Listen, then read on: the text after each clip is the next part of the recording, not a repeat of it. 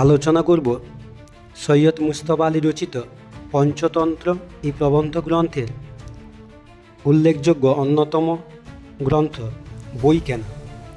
এই বইকেনা প্রবন্ধটি আলোচনার পূর্বে আমি আলোচনা করব পৃথিবীর প্রধান প্রধান ধর্ম সাধনায় বই সম্পর্কে কী বলা হয়েছে। সৈয়দ মুজতবা আলী রচিত বইকেনা প্রবন্ধটি সমাজের প্রতি দায়বদ্ধতার একটি অনন্য নজির। ধর্ম মানে কেবল আচার অনুষ্ঠান পালন নয়, প্রকৃত জ্ঞান অর্জন করতে না পারলে ধর্মের স্বরূপ আত্মস্থ করা একেবারেই অসম্ভব। একথা বিশ্বের প্রতিটি ধর্মেরই সারসত্য। মুসলমান সম্প্রদায়ের পয়গম্বর হজরত মুহাম্মদ প্রবর্তিত ধর্মের নাম ইসলাম। মুহাম্মদ সাহেব স্বয়ং বলেছেন, আল্লামা বিল কলমি, অর্থাৎ কলমের দ্বারা লিখিত আল্লাহর বাণী পুস্তকের মাধ্যমে সর্বসাধারণের কাছে পৌঁছেছে। মুসলমানদের প্রথম এবং প্রধান গ্রন্থ পবিত্র কোরআন, যেখানে মুহাম্মদের দ্বারা শ্রবণ করা আল্লাহর বাণী লিপিবদ্ধ রয়েছে। আবার খ্রিস্টানদের মূল ধর্মগ্রন্থ বাইবেল শব্দের অর্থ হল সর্বশ্রেষ্ঠ পুস্তক, যে বইয়ে লেখা আছে পরমপিতার আদেশ ও উপদেশ। বাইবেল হল সর্বশ্রেষ্ঠ পুস্তক। ধর্মীয় আচার আচরণ পালন করলেই কেবল ঈশ্বর লাভ সম্ভব হয় না, ঈশ্বরের কাছে পৌঁছাতে গেলে অশিক্ষার অন্ধকার মুছে ফেলতে হয়। তার একমাত্র উপায় বই। এই বই পড়া প্রয়োজনীয়তা কথা প্রায় সব ধর্মগ্রন্থেই রয়েছে, বাইবেলও এর ব্যতিক্রম নয়। আলোচ্য প্রবন্ধে শ্রী গণেশ গণপতি অর্থাৎ সিদ্ধিদাতার কথা বলা হয়েছে। ইনি শিব ও দুর্গার সন্তান এবং সর্বধর্ম মঙ্গলকর্মের সূচনায় বিঘ্ন হন্তারূপে তাকে স্মরণ করা হয়। ব্যাসদেবকৃত মহাকাব্য মহাভারতের শ্রুতিলিখন করার গুরুভার নিজের কাঁধে তুলে নিয়েছিলেন শ্রী গণেশ। সুতরাং পৃথিবীর প্রধান ধর্মাচরণে গ্রন্থ তথা বইকেই সিদ্ধিলাভের উপায় হিসেবে দেখানো হয়েছে। এবার বই কেনা এই প্রবন্ধটির বিষয়ে আলোচনার পূর্বে এর রচয়িতা সৈয়দ মুজতবা আলী সম্পর্কে সংক্ষেপে একটু আলোচনা করব। অবিভক্ত বাংলাদেশের শ্রীহট্ট জেলার অন্তর্গত করিমগঞ্জে 1904 খ্রিস্টাব্দের 13 সেপ্টেম্বর মুজতবা আলী জন্মগ্রহণ করেন। তিনি রবীন্দ্রনাথ ঠাকুরের স্নেহধন্য ছিলেন। শান্তিনিকেতনের বিশ্বভারতী বিশ্ববিদ্যালয় থেকে তিনি স্নাতক হন। আলিগড় বিশ্ববিদ্যালয় থেকে স্নাতকোত্তর ডিগ্রি লাভ করেন। 1917 খ্রিস্টাব্দে আফগানিস্তানের কাবুল মহাবিদ্যালয়ে ফরাসি ও ইংরাজি ভাষার অধ্যাপক নিযুক্ত হন। জার্মানি থেকে 1932 সালে পিএইচডি ডিগ্রি লাভ করেন। তিনি প্রায় 15টি ভাষায় পাণ্ডিত্য অর্জন করেছিলেন। তাঁর রচিত উল্লেখযোগ্য গ্রন্থগুলি হল দেশে বিদেশে 1356, পঞ্চতন্ত্র প্রথম পর্ব 1359, চাচা কাহিনী 1359, ময়ূরকণ্ঠী 1359, অবিশ্বাস্য 1362, পূর্ব পাকিস্তানের রাষ্ট্রভাষা 1363, চতুরঙ্গ 1367, শ্রেষ্ঠ রম্য রচনা 1369, পঞ্চতন্ত্র দ্বিতীয় খণ্ড 1373, রাজা উজির 1376 প্রভৃতি তিনি রচনা করেছেন। এরপর আলোচনা করব মুজতবা আলীর রচনাশৈলীর বৈশিষ্ট্য। স্টাইল ইজ দ্য ম্যান, এই কথাটি মুজতবা আলীর রচনাশৈলী সম্পর্কে প্রযোজ্য। দেশ বিদেশ ভ্রমণের অভিজ্ঞতা, বহুভাষাবিদ হওয়ার সুবিধা, রবীন্দ্রনাথের ঘনিষ্ঠ সান্নিধ্য তার অতুলনীয় রচনাশৈলীতে প্রভাব বিস্তার করেছে। তার রচনারীতিতে আড্ডার ঢং, বৈঠকি মেজাজ ও আলাপচারিতার পরিচয় আছে। রম্য রচনায় তিনি সিদ্ধহস্ত। সরস বাক বৈদগ্ধ এবং উইট তার রচনারীতির বৈশিষ্ট্য। তার রচনা মননধর্মী, যুক্তি ও তথ্যনিষ্ঠ। বইকেনা প্রবন্ধে রম্য রচনার ভঙ্গিতে ছোট ছোট গল্পের মাধ্যমে বই কেনার গুরুত্ব বুঝিয়েছেন। এখানে উইট মুখ্য হয়ে উঠেছে। বই কেনা প্রবন্ধটির বিষয়বস্তু আমি বিশ্লেষণ করছি।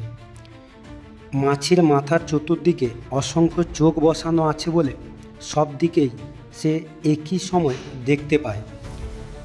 আনাতোল ফ্রান্স বলেছেন, মানুষের মাথার চতুর্দিকে যদি মাছির মতো অসংখ্য চোখ থাকত, তাহলে মানুষ এই ধরিত্রীর সৌন্দর্য একসঙ্গেই দেখতে পেত। মানুষের তো নেই বটে, কিন্তু তার আছে মনের চোখ, অর্থাৎ মনশ্চক্ষু, যা মাছির নেই। মানুষ যত জ্ঞান বিজ্ঞান আয়ত্ত করে, ততই একটা করে তার মনের চোখ ফুটতে থাকে। এই মনের চোখ বাড়াবার পথ একটাই, তা হলো বই পড়া, এবং তার জন্য দরকার বই কেনার প্রবৃত্তি। মনের চোখ ফোটানোর প্রয়োজন আছে, সে প্রসঙ্গে বিখ্যাত দার্শনিক মনীষী বার্ট্রান্ড রাসেল বলেছেন, বই পড়ার মাধ্যমে আমরা নিজেদের মনের মধ্যে একটা নিজস্ব জগৎ তৈরি করে নিতে পারি এবং নানান সাংসারিক জ্বালা যন্ত্রণা ও অশান্তি থেকে মুক্তি পাওয়ার তৈরি করে নিজস্ব জগতের প্রয়োজন মতো আশ্রয় নিতে পারি। বিখ্যাত রুবাইয়াত রচয়িতা অমর খৈয়াম বই পড়ার মাহাত্ম্য সম্পর্কে প্রশস্তি গেয়ে গেছেন। বলেছেন, মদ, রুটি এবং প্রেমিকার চেয়ে বইয়ের গুরুত্ব বেশি, কেননা মদ রুটি ফুরিয়ে যাবে, রিয়ার যৌবন জরাই পর্যবসিত হবে, কিন্তু বই ক্ষুধা তৃষ্ণা এমনকি প্রেমিকাকেও ভুলিয়ে দিতে পারবে।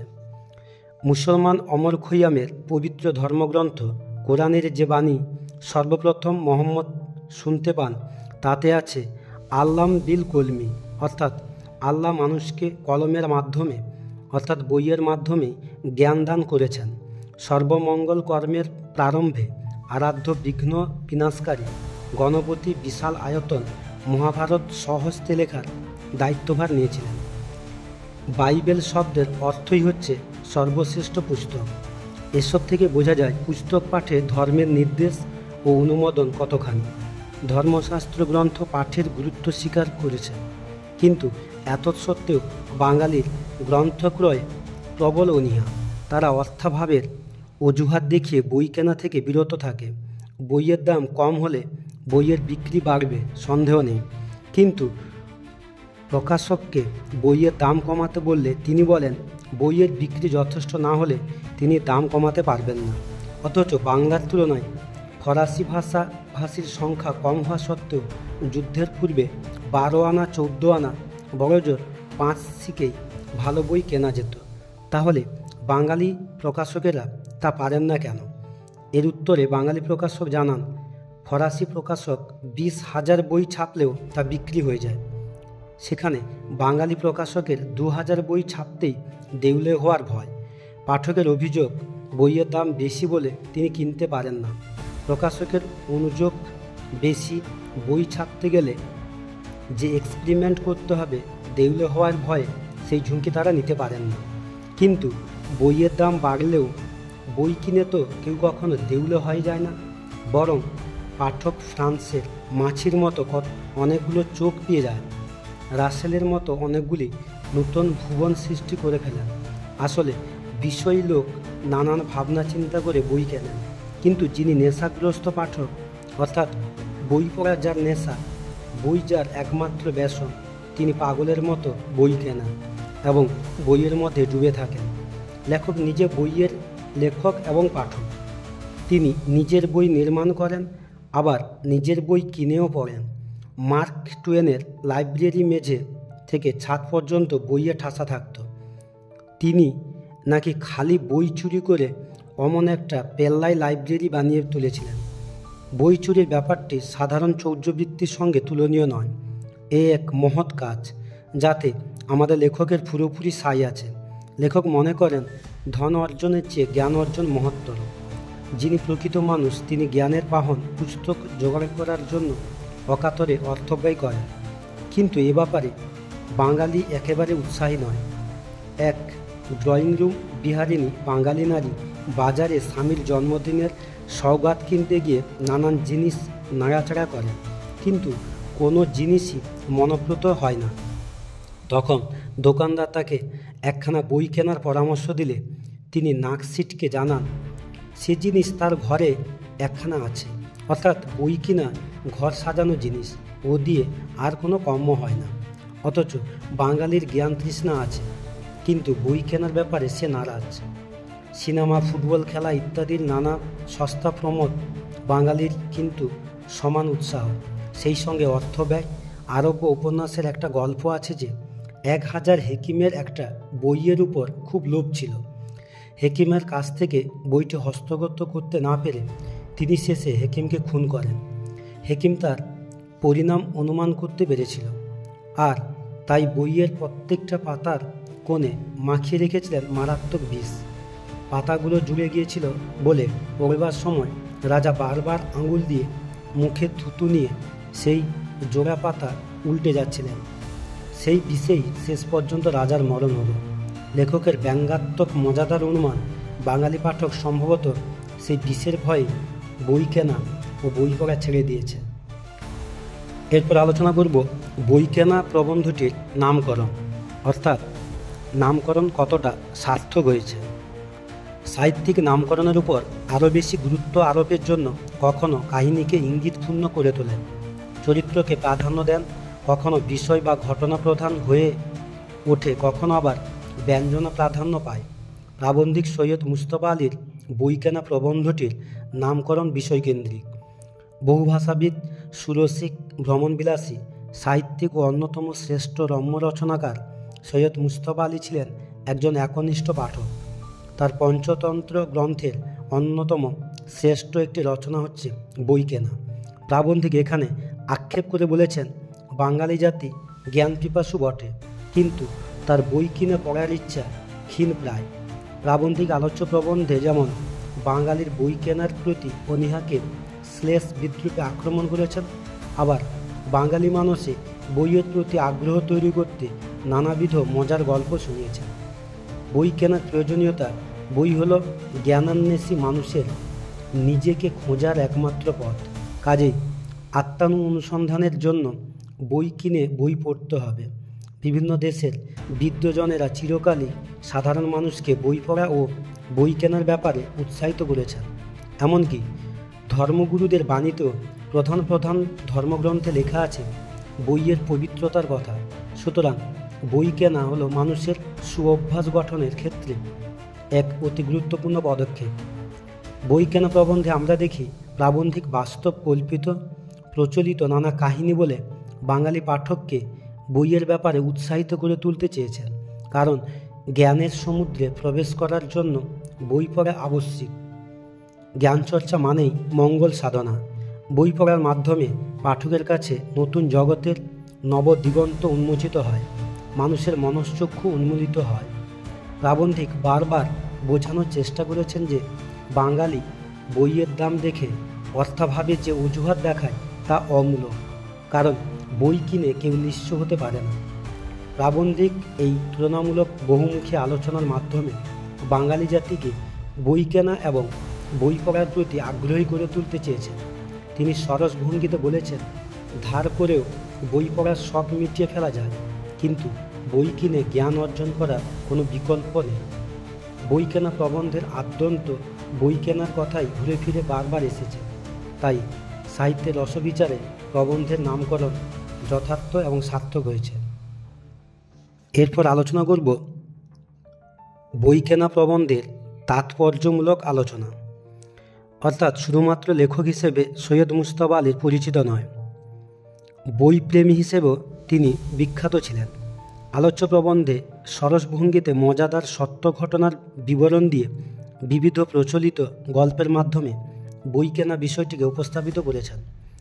বাঙালি জাতির বই কেনার প্রতি অনীহাকে যেন দূর করতেই প্রাবন্ধিক বদ্ধপরিকর। তাই বাঙালির দৃষ্টি আকর্ষণে বলেছেন, বাস্তব জীবন থেকে শুরু করে বেহেশত পর্যন্ত বইয়ের গুরুত্ব অপরিসীম। আর এই কথা বিভিন্ন দেশের জ্ঞানীগুণী মানুষেরা বারবার বলেছেন। সমগ্র বিশ্ব সে কথা শুনে জ্ঞান অর্জনের পিপাসা মেটানোর জন্য বই কিনলেও বাঙালি ব্যতিক্রম হিসেবেই থেকে গিয়েছে। বিশ্বের প্রতিটি ধর্মেই মূল নিহিত রয়েছে ধর্মগ্রন্থগুলিতে। স্বয়ং আল্লাহ এবং ঈশ্বরের বাণী নিহিত আছে এই সমস্ত গ্রন্থে। তবুও বাঙালির বইয়ের প্রতি গভীর অনাসক্তি। মার্ক টুয়েন বা বার্ট্রান্ড রাসেল, অমর খৈয়াম বা আন্দ্রে জিন্দের কথাতেও বাঙালির লুপ্ত চেতনা জেগে ওঠে না। ফুটবল ম্যাচ কিংবা সিনেমার টিকিট কিনতে পয়সা খরচ করলেও বই কেনার ক্ষেত্রে আর্থিক অনটনের অজুহাত দেখায় তারা। প্রবন্ধে বর্ণিত তুলনামূলক দৃষ্টান্তের মাধ্যমে বাঙালি জাতিকে বই কেনার প্রতি আগ্রহী করে তোলার আন্তরিক প্রয়াস দেখিয়েছিলেন প্রাবন্ধিক। কখনো মনোরম রসিকতায়, কখনো স্বভাবসিদ্ধ যুক্তিতর্কে, আবার কখনো চরম বিরক্তি প্রকাশ করে বই বিমুখ বাঙালি জাতির সমালোচনা করেছেন তিনি। বই কেনা প্রবন্ধের প্রতিটি স্তরে প্রকাশ পেয়েছে বাঙালি জাতিকে বই কেনার উদ্বুদ্ধ করার বহু প্রচেষ্টা। বই কেনা মানেই বই পড়ার অভ্যাস তৈরি করা, বই পড়া মানেই জ্ঞানের সমুদ্রে প্রবেশ অধিকার পাওয়া। ভালো বইয়ে পারে দুই নেত্রধারী মানুষের মনশ্চক্ষু উন্মোচন করতে। পৃথিবীর সমস্ত মঙ্গল এই জ্ঞান সাধনার মধ্যেই নিহিত। বই কেনা প্রবন্ধে বাস্তব, কল্পিত, প্রচলিত নানা ধরনের ঘটনা এবং গল্পের উল্লেখ প্রাবন্ধিক বাঙালি পাঠককে বই কেনার ব্যাপারে উৎসাহী করে তুলতে চেয়েছেন। রম্য রচনার যেসব বৈশিষ্ট্য, যেমন হালকা বৈঠকি চাল, ঘরোয়া মেজাজ, লঘু হাস্যরস, রম্য কল্পনা, এইসব উপাদানই বই কেনা প্রবন্ধটিকে সমৃদ্ধ করেছে। তাই রম্য কাহিনী হিসেবে সৈয়দ মুজতবা আলীর বই কেনা প্রবন্ধটি সার্থক বলা চলে। এই প্রবন্ধ থেকে নেওয়া কয়েকটি শব্দার্থের অর্থ আমি আলোচনা করছি। ফিরিস্তি মানে হচ্ছে ফর্দ বা তালিকা। বেহেশত মানে হচ্ছে স্বর্গ। 12 আনা মানে হচ্ছে 75 পয়সা। 14 আনা মানে 87.5 পয়সা। 5 সিকে মানে 1 টাকা 25 পয়সা। এছাড়া আরও অনেক শব্দার্থ রয়েছে, কিন্তু যেগুলো কঠিন সেগুলো আলোচনা করলাম। কিউ, কিউ মানে হচ্ছে লাইন বা সারি। এরপর চলে যাব বই কেনা প্রবন্ধের কয়েকটি টিকা। গাদা গাদা চোখ মানে গাদা গাদা চোখের আক্ষরিক অর্থ অনেকগুলো চোখ। মাছের অনেকগুলো চোখকে বিজ্ঞানের ভাষায় পুঞ্জাক্ষী বলে। তাই প্রবন্ধে প্রাবন্ধিক বলেছেন, মাছি ধরা ও মারা অত্যন্ত কঠিন কাজ, কারণ মাছের মাথার চারিদিকে গাদা গাদা চোখ বসানো আছে। এরপরের টিকা, আনাতোল ফ্রান্স 1844 সালের 16 এপ্রিল ফ্রান্সের রাজধানী প্যারিসে জন্মগ্রহণ করেন। তার মৃত্যু হয় 12 অক্টোবর 1924। তিনি বিখ্যাত ছিলেন ঔপন্যাসিক, কবি ও সাংবাদিক হিসেবে। স্পষ্টবাদী দার্শনিক এই মানুষটি অগাধ পাণ্ডিত্যের অধিকারী ছিলেন। এরপর আলোচনা করব মনের চোখ। প্রখ্যাত ফরাসি দার্শনিক আনাতোল ফ্রান্সের মতে, মানুষ জ্ঞান বিজ্ঞান চর্চা করে মনের প্রসার ঘটাতে পারে। মানুষ যত বেশি বই পড়বে এবং নতুন নতুন বিষয় শিখবে, ততই তার মনের দৃষ্টি প্রসারিত হবে। ভাবনা চিন্তা এবং মননের মাধ্যমে নতুন জীবন দর্শন সৃষ্টি করার জন্য বই পড়তে হবে এবং সেই জ্ঞানই তার মনের চোখ অর্থাৎ অন্তর্দৃষ্টি উন্মোলিত করবে। এরপরের টিকা, বার্ট্রান্ড রাসেল 18 মে 1872 জন্ম এবং 1970 সালের 2রা ফেব্রুয়ারি তিনি মারা যান। ব্রিটিশ বুদ্ধিজীবী বার্ট্রান্ড রাসেল এক বিস্ময়কর প্রতিভার অধিকারী। গণিতজ্ঞ, দার্শনিক, ঐতিহাসিক, রাষ্ট্রনীতিবিদ, রাজনীতি ও সমাজতত্ত্বের সমালোচক এবং যুক্তিবাদী লেখক হিসেবে রাসেল চিরস্মরণীয়।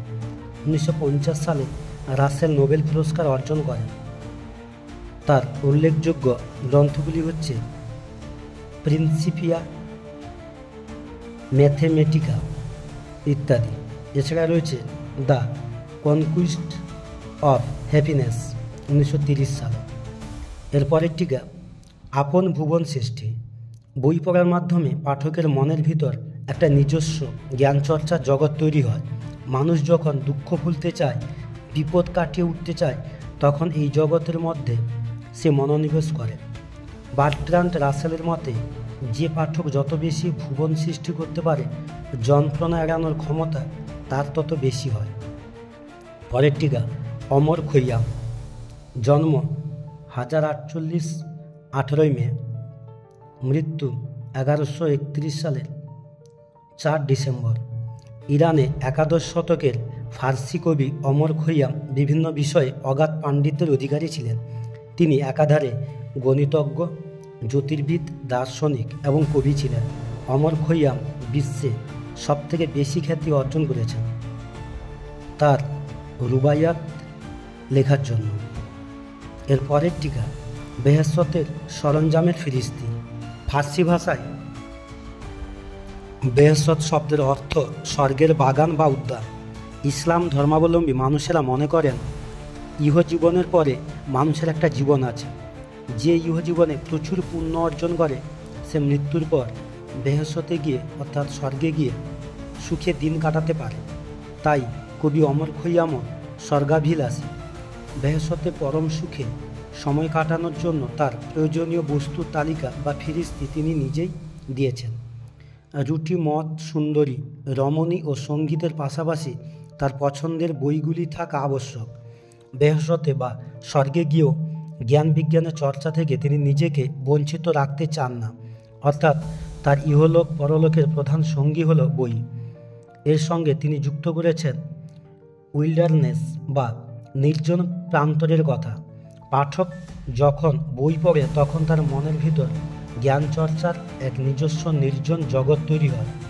সেই জগৎ পাঠক বা যে কোনো শিল্পের রসগ্রাহীকে স্বর্গীয় অনুভূতি প্রদান করে। এর পরের টিকা মুসলমানদের পয়লা কেতাব।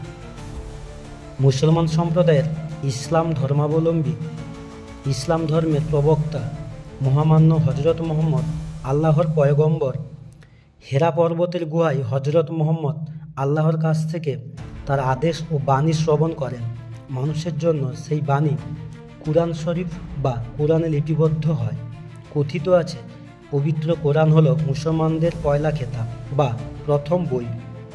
এই বই থেকেই ইসলাম ধর্মাবলম্বী মানুষ ধর্মীয় আচার আচরণ ও সৎ জীবনযাপনের আদর্শ পথ জানতে পারে। পরের টিকা আল্লামা বিল কলমি। নবী হজরত মোহাম্মদ সাহেব আল্লাহর যে বাণী সর্বপ্রথম শুনতে পেয়েছিলেন তাতে বলা হয়েছে সাধারণ মানুষকে ধর্মতত্ত্ব শেখানোর জন্য কলমের প্রয়োজন। মুসলমানদের সর্বপ্রথম গ্রন্থ কোরআন শরীফে লিপিবদ্ধ রয়েছে আল্লাহর আদেশ, উপদেশ এবং আদর্শের কথা। আল্লামা বিল কলমি অর্থাৎ কলমের দ্বারা লিখিত পুস্তকেই আল্লাহর সর্বশ্রেষ্ঠ কথাগুলি লেখা রয়েছে। বই পার এক্সেলেন্স। পার কথাটি একটি ফার্সি প্রিপোজিশন। ইংরেজিতে একেই আমরা পার বলে থাকি। পার এক্সেলেন্স কথাটি এখানে বাইবেল সূত্রে বলা হয়েছে। খ্রিস্টানদের প্রধান ধর্মগ্রন্থ বাইবেল, যা এখানে শ্রেষ্ঠ পুস্তক হিসেবে বর্ণিত হয়েছে। পার বা পার এক্সেলেন্স কথাটির অর্থ হল better or more than all others of the same kind, অর্থাৎ সমগোত্রীয় অনেক কিছুর মধ্যে যেটি সর্বশ্রেষ্ঠ সেক্ষেত্রে হলো বই। এর পরের টিকা বিঘ্নহন্তা রূপে। বিঘ্নহন্তা শব্দের অর্থ হলো জীবনের সমস্ত বাধা বিঘ্ন যিনি হরণ করেন বা নাশ করেন। সনাতন হিন্দু ধর্মে বিঘ্নহন্তা রূপে গণেশকে পূজা করা হয়। সিদ্ধিদাতা গণেশ পিতা, সখা ও বন্ধুরূপে অসহায় মানুষের জীবন থেকে বিঘ্ন ও বিপদ দূর করে থাকেন। এর পরের টিকা বিরাটতম গ্রন্থ। মহর্ষি কৃষ্ণদ্বৈপায়ন বেদব্যাস নিজ মুখে মহাভারত বিস্তৃত করেন এবং সিদ্ধিদাতা গণেশ তা লিপিবদ্ধ করেন বলে কথিত আছে। এখানে মহাভারতকেই বিরাটতম গ্রন্থ বলা হয়েছে। কৌরব পাণ্ডবের যুদ্ধকাহিনী সংবলিত এই মহাকাব্যের ভাষা সংস্কৃত। পরবর্তীকালে এই গ্রন্থ বিভিন্ন ভাষায় অনুদিত হয়েছে। বাংলায় এর প্রথম অনুবাদ করেন কবীন্দ্র পরমেশ্বর। সর্বাপেক্ষা বিখ্যাত অনুবাদ হল কাশিরাম দাসের ভারত পাঁচালী।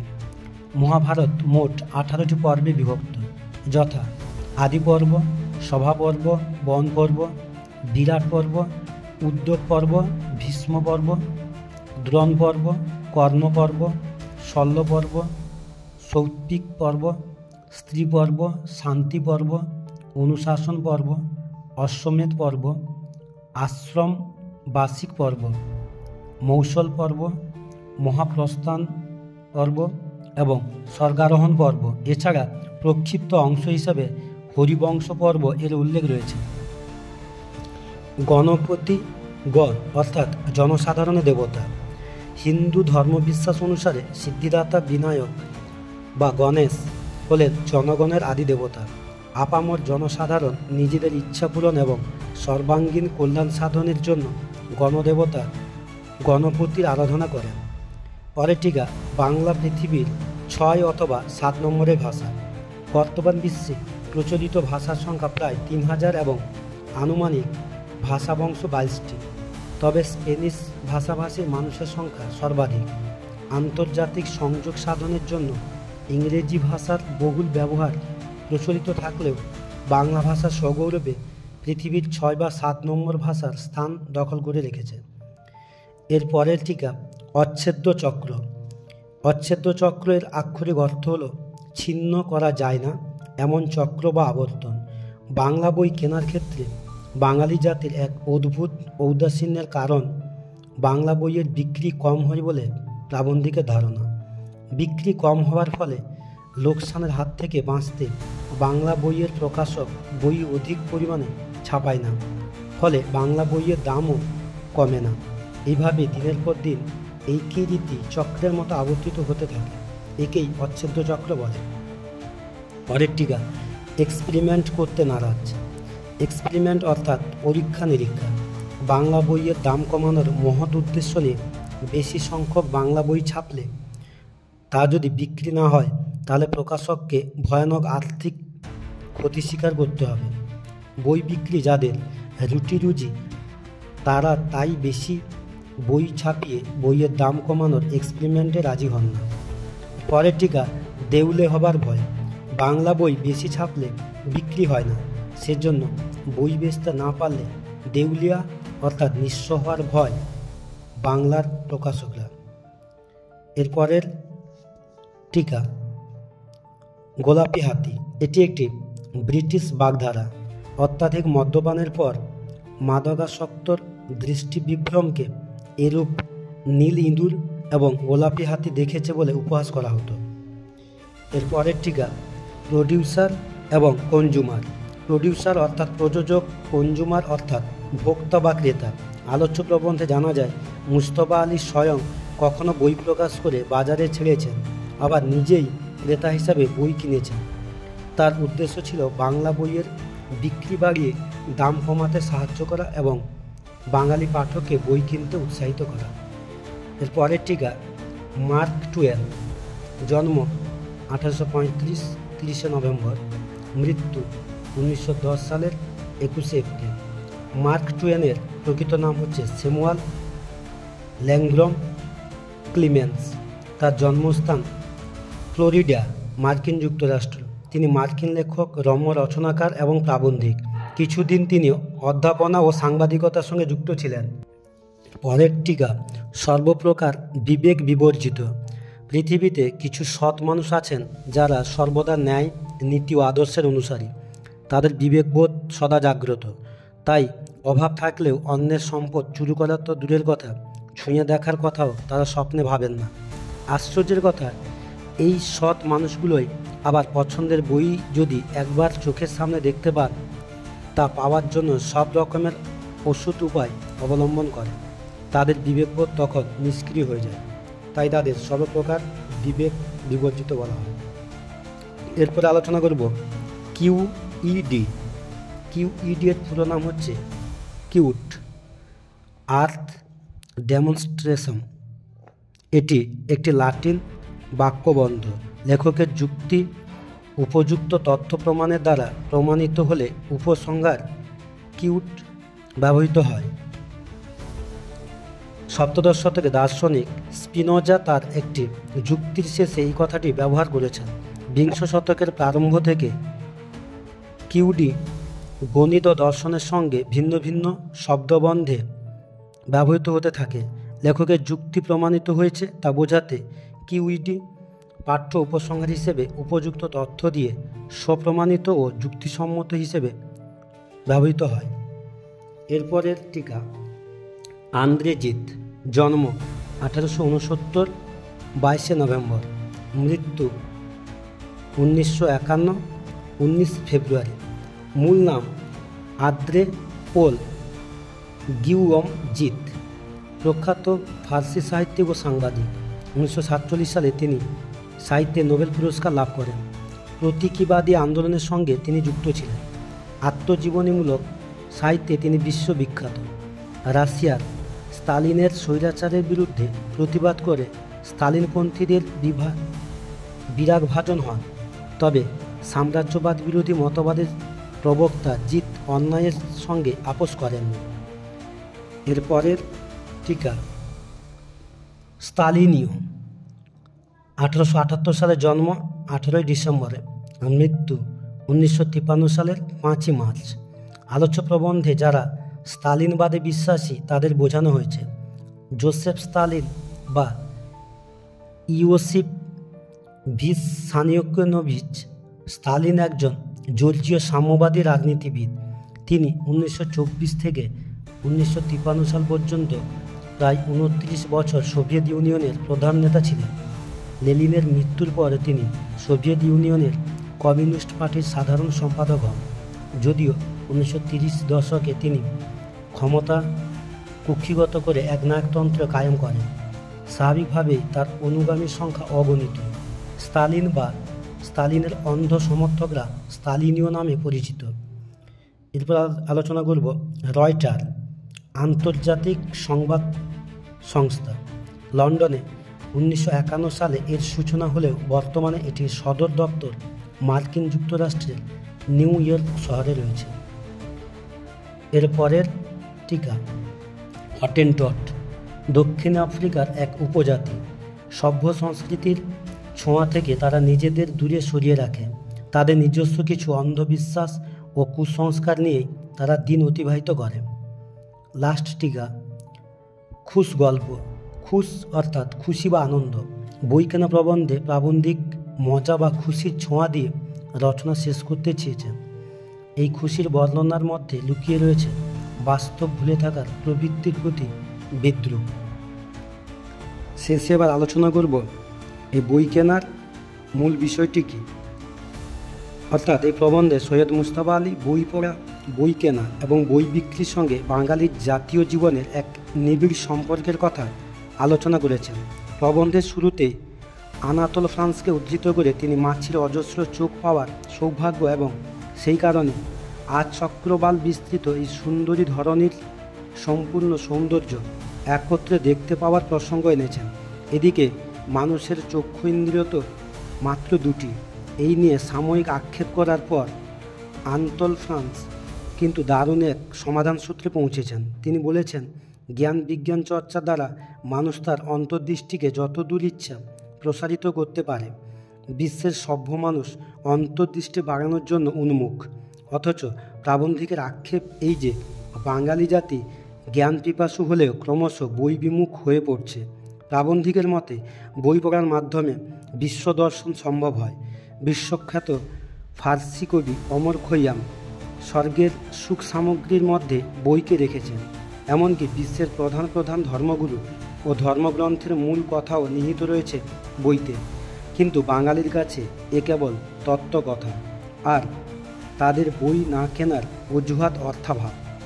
সেই অজুহাতে বই কেনে না বলেই প্রকাশকরাও অধিক সংখ্যক বই ছাপতে গিয়ে বইয়ের দাম কমানোর ঝুঁকি নিতে আগ্রহী হন না। এদিকে প্রাবন্ধিক কিন্তু একই সঙ্গে লেখক, প্রকাশক আবার ক্রেতাও। অর্থাৎ বাঙালির পাপের প্রায়শ্চিত্তর ভাব তিনি একার কাঁধে তুলে নিয়েছেন। বই নিয়ে নানা কথার ভিড়ে মার্কিন সাহিত্যিক মার্ক টুয়েনের বই ধার করে ফেরত না দিয়ে রীতিমতো বৃহৎ লাইব্রেরি তৈরি করার মতো সরস কাহিনী উল্লেখিত করেছেন এই প্রবন্ধে। পাশাপাশি উঠে এসেছে এক আরব পণ্ডিতের কথা, যার মতে ধনার্জনের থেকে জ্ঞানার্জন অনেক বেশি কঠিন কাজ। অর্থাৎ অর্থ উপার্জনের থেকে জ্ঞান অর্জন অনেকটাই দুরূহ কাজ। ধনীরা কেবল বিলাসিতায় অর্থ ব্যয় করে, কিন্তু প্রকৃত জ্ঞানী অর্থকে বিভিন্ন কল্যাণকর্মে ব্যবহার করেন। এক্ষেত্রে একটি গল্প বলেছেন প্রাবন্ধিক। এক ধনী ড্রয়িং রুম বিহারিণী তার স্বামীর সংগ্রহে একটি বই আছে বলে আর একটি বই জন্মদিনের উপহার হিসেবে কিনতে নারাজ। অপর পক্ষে ফরাসিরা এতটাই পুস্তকপ্রেমী যে তাদের ব্যক্তিগত মান অপমান বোধ ও বইয়ের সঙ্গে জড়িয়ে থাকে। এই প্রসঙ্গে ফার্সি দার্শনিক লেখক আন্দ্রে জিদের সঙ্গে স্তালিনপন্থীদের বিরোধের কথা উল্লেখিত হয়েছে। ফরাসিরা যে বইকে প্রতিশোধের অস্ত্র বানাতে পারে সেই প্রসঙ্গে আন্দ্রে জিদের তার বন্ধুদের জব্দ করার একটা মজার গল্প শুনিয়েছেন প্রাবন্ধিক। বই নিয়ে বিশ্ববাসীর এত উন্মাদনার মাঝেও বাঙালি জাতির কিন্তু ভাবনা চিন্তার বদল ঘটে না। বই কিনতে গেলেই তারা অভাবের অজুহাত দেয়, অথচ ফুটবল ম্যাচ বা সিনেমার টিকিট কেনার সময় বাঙালি অকাতরে অর্থ ব্যয় করতে পারে। অর্থাৎ প্রবন্ধের শেষে প্রাবন্ধিক সৈয়দ মুজতবা আলী এক বুদ্ধিমান হাকিম মৃত্যুর পরেও কিভাবে তার হত্যার প্রতিশোধ নিতে রাজাকে সমুচিত শাস্তি দিয়েছে সেই গল্প পাঠক সাধারণকে শুনিয়েছেন। গল্পটি উল্লেখ করে শ্লেষাত্মক ভঙ্গিতে তিনি বলেছেন, এই গল্পটি বাঙালি জানে বলেই হয়তো মৃত্যু ভয়ে বই কেনে না বা বই পড়ে না। জাতির মানবিক সামাজিক সাংস্কৃতিক অপচয় ও অধঃপতনকে আটকাতেই কথক এই উক্তি করেছেন। শ্লেষাত্মক এই রম্য রচনার মাধ্যমে তিনি বইবিমুখ বাঙালি জাতিকে বইমুখ করতে চেয়েছেন। তাই বই কেনা প্রবন্ধটির মধ্যে তিনি তার মনের আক্ষেপের কথা ব্যক্ত করেছেন।